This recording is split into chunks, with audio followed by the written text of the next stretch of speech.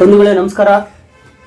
ಇನ್ನು ನಾವು ಭೂಮಿಕಾ ಪತ್ರಿಕೆ ವತಿಯಿಂದ ಸಿಡಿಲ ಸಂತ ವೀರ ಸನ್ಯಾಸಿ ವಿವೇಕಾನಂದರ ಜನ್ಮದಿನವನ್ನು ಆಚರಿಸ್ತಾ ಇದ್ದೀವಿ. ವಿವೇಕಾನಂದರ ಬಗ್ಗೆ ನಮ್ಮ ಪ್ರೊಫೆಸರ್ ಜ್ಞಾನೇಶ್ವರ್ ಅವರು ಕೆಲವು ಸಂದೇಶಗಳನ್ನು ಹಂಚ್ಕೊಳ್ತಾ ಇದ್ದಾರೆ. ಸರ್ ನಮಸ್ಕಾರ. ವಿವೇಕಾನಂದರ ಬಗ್ಗೆ ಇವತ್ತು ಯುವಕರಿಗೆ, ಎಸ್ಪೆಷಲಿ ಯುವಕರಿಗೆ, ನಾಡಿಗೆ ಇವತ್ತು ಕೋಮು ಧರ್ಮ ಇವರ ಸಂಘರ್ಷಗಳಲ್ಲಿ ತತ್ತರಿಸಿದ ಸಮಯದಲ್ಲಿ ವಿವೇಕಾನಂದರು ಯಾವ ರೀತಿ ವರ್ತಮಾನಕ್ಕೆ ಮುದ್ದಾಗಬಲ್ಲರು ಅಂತ ಸ್ವಲ್ಪ ಹೇಳಿ ಸರ್. ಸ್ವಾಮಿ ವಿವೇಕಾನಂದರು ಅಮೆರಿಕಾದಲ್ಲಿ ನಡೆದ ವಿಶ್ವ ಧರ್ಮ ಸಮ್ಮೇಳನದಲ್ಲಿ ಭಾಗವಹಿಸ್ತಾರೆ. ಅಲ್ಲಿ ಅವರು ಒಂದು ಮಾತನ್ನು ಹೇಳ್ತಾರೆ. ಈ ಸಮಾರಂಭದ ಶುಭಾರಂಭವನ್ನು ಸೂಚಿಸುವ ಘಂಟಾನಾದವು ಈ ಜಗತ್ತಿನಲ್ಲಿರುವ ಕೋಮು ಹಿಂಸೆಯನ್ನು ತಡೆಗಟ್ಟುವ, ಅಂತ್ಯ ಹಾಡುವ ಘಂಟಾನಾದವೂ ಆಗಲಿ ಅಂತ ಅನ್ನೋ ಮಾತನ್ನು ಅವರು ಅಮೆರಿಕಾದಲ್ಲಿ ಹೇಳ್ತಾರೆ. ಆದರೆ ಅಂಥ ವಿವೇಕಾನಂದರು ಹುಟ್ಟಿದ ಈ ನಾಡಿನಲ್ಲೇ ಇವತ್ತು ಮತೀಯ ಹಿಂಸಾಚಾರ ತಾಂಡವವಾಡ್ತಾ ಇರೋದನ್ನು ನಾವು ನೋಡ್ತೇವೆ. ಆದರೆ ನಾವು ವಿವೇಕಾನಂದರನ್ನು ಯಾವ ಮಟ್ಟಕ್ಕೆ ನಾವು ಅರ್ಥ ಮಾಡ್ಕೊಂಡಿದ್ದೀವಿ ಅನ್ನೋದನ್ನು ಇದು ಸೂಚಿಸ್ತದೆ. ಅಂದರೆ ವಿವೇಕಾನಂದರು ಒಂದು ಮಾತನ್ನು ಹೇಳ್ತಾರೆ. ಇಸ್ಲಾಂ ದೇಹ ಮತ್ತು ಹಿಂದೂ ಮಿದುಳು, ಅದ್ರ ಬಗ್ಗೆ ಅವರು ಮಾತಾಡ್ತಾರೆ. ವಿವೇಕಾನಂದರು ಯುವಕರ ಬಗ್ಗೆ ತುಂಬ ಅಪಾರವಾದ ಭರವಸೆಯನ್ನು ಇಟ್ಕೊಂಡಿದ್ರು. ಅವ್ರು ಹೇಳ್ತಾರೆ, ಉಕ್ಕಿನ ನರಮಂಡಲ ಇರುವಂಥ ಯುವಕರು ಬೇಕು ನನಗೆ ಅಂತ ಹೇಳ್ತಾರೆ. ಮತ್ತು 100 ಜನ ಅಂತ ಆ ಯುವಕರನ್ನು ಆಶಿಷ್ಟರು ದೃಢಿಷ್ಠರು ಆದಂಥ 100 ಯುವಕರನ್ನು ಕೊಡಿ, ನಾನು ಈ ಜಗತ್ತಿನಲ್ಲಿ ಒಂದು ಉತ್ಕ್ರಾಂತಿಯನ್ನು ಮಾಡಿಬಿಡಬಲ್ಲೆ ಅನ್ನುವ ಉತ್ಸಾಹವನ್ನು ವಿವೇಕಾನಂದರು ತೋರಿಸ್ತಾರೆ. ಅವರ ಸಂದೇಶ ಇನ್ನೂ 500 ವರ್ಷಗಳಿಗೆ ಆಗುವಷ್ಟು ಇದೆ. ಅಂಥ ಸಂದೇಶವನ್ನು ಅವರು ನಮಗೆಲ್ಲ ಕೊಟ್ಟಿದ್ದಾರೆ. ಅವರು ಹೇಳ್ತಾರೆ, ನೀವು ಭಗವದ್ಗೀತೆಯನ್ನು ಓದುವುದಕ್ಕಿಂತ ಫುಟ್ಬಾಲ್ ಆಡುವುದರಿಂದ ಭಗವಂತನ ಸಮೀಪಕ್ಕೆ ಸಾಗುವೆ ಅಂತ ಹೇಳ್ತಾರೆ. ಅವ್ರು ಹೇಳ್ತಾರೆ, ವಿಕಾಸವೇ ಜೀವನ, ಸಂಕೋಚವೇ ಮರಣ ಅಂತ. ಶಕ್ತಿಯೇ ಜೀವನ, ದೌರ್ಬಲ್ಯವೇ ಮರಣ ಅಂತ ಕೂಡ ಅವ್ರು ಹೇಳ್ತಾರೆ. ಅವ್ರು ಏನು ಹೇಳಿದರು, ಏಳಿ ಎಚ್ಚರಗೊಳ್ಳಿ, ಗುರಿ ಮುಟ್ಟುವವರೆಗೆ ನಿಲ್ಲದಿರಿ ಅನ್ನುವ ಸಂದೇಶವನ್ನು ನಮಗೆಲ್ಲ ಕೊಟ್ಟಿದ್ದಾರೆ. ಅವರು ರಾಮಕೃಷ್ಣ ಮಠ ಮತ್ತು ಮಿಷನ್ ಅಂತ ಒಂದು ಸಂಸ್ಥೆಯನ್ನು ಸ್ಥಾಪಿಸಿದರು. ಅದರ ಧ್ಯೇಯ ವಾಕ್ಯವನ್ನು ಅವರು ಏನು ಹೇಳಿದರು, ಆತ್ಮನೋ ಮೋಕ್ಷಾರ್ಥಂ ಜಗದ್ದಿತಾಯ ಚ ಅಂತ. ಅಂದರೆ ಒಬ್ಬನು ತನ್ನ ಮೋಕ್ಷವನ್ನು ಸಾಧಿಸಿಕೊಂಡ್ರೆ ಸಾಲದು, ಜಗತ್ತಿನ ಹಿತವನ್ನು ಕೂಡ ಸಾಧಿಸಬೇಕು ಅನ್ನುವ ಮಾತನ್ನು ಅವರು ಹೇಳಿದರು.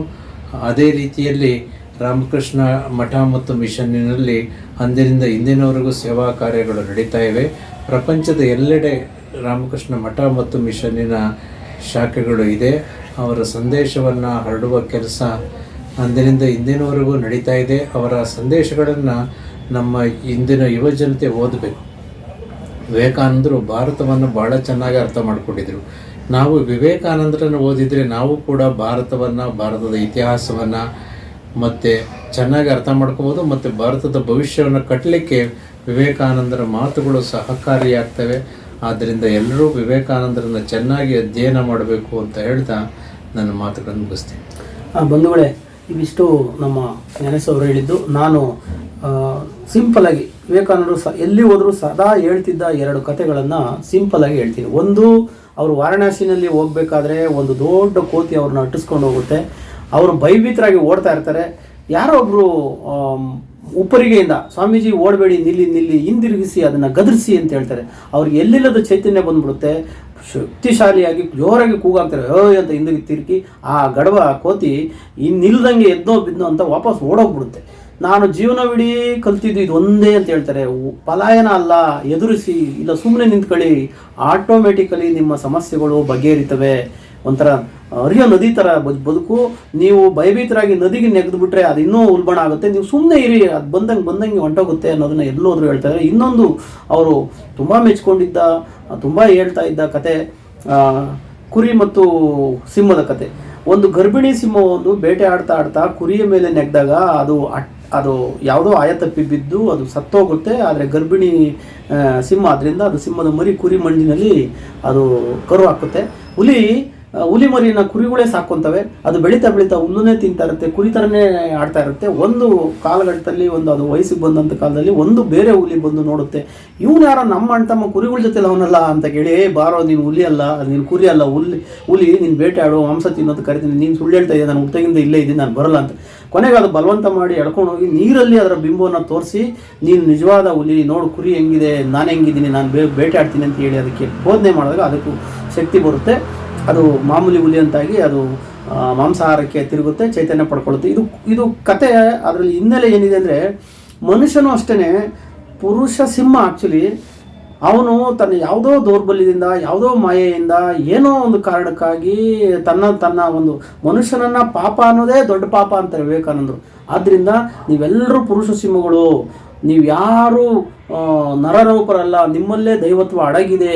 ನಾನು ನಂಬುವ ಏಕಮಾತ್ರ ದೇವರು, ಭೂಮಿಯವರೆಗಿನ ಇದುವರೆಗೂ ಇರುವ ನಂಬುವ ಏಕಮಾತ್ರ ದೇವರು ಮಾನವ ಅಂತ ಅವರು ಹೇಳ್ತಾ ಇರ್ತಾರೆ.